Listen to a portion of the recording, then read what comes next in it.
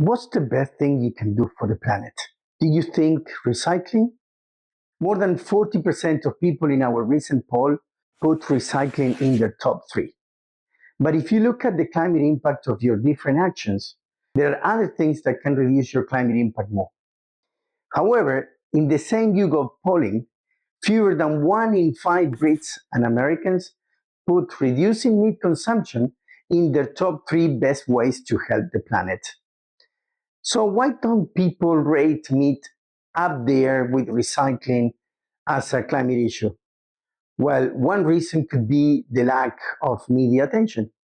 0.4% of climate coverage in major US and UK outlets mention meat or livestock over a 5-year period from 2020 to this year. That's despite around 20% of greenhouse gas emissions coming from meat production. And mentions have dropped off a cliff since President Trump took office, with just 0.2% of climate coverage mentioning meat between January and June of this year.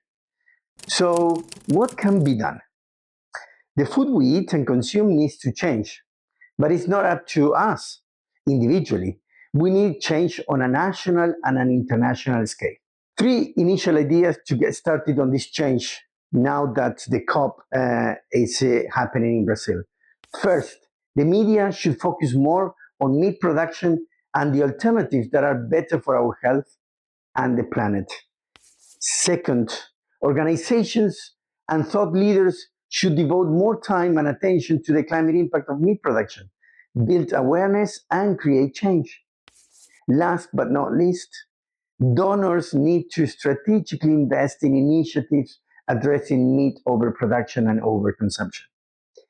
This area of climate action is chronically underfunded compared to popular topics like energy and transport. Check out our latest briefing, Don't Mention Meat, for the full info on public opinion and understanding of the climate impact of meat and the media's role in informing it.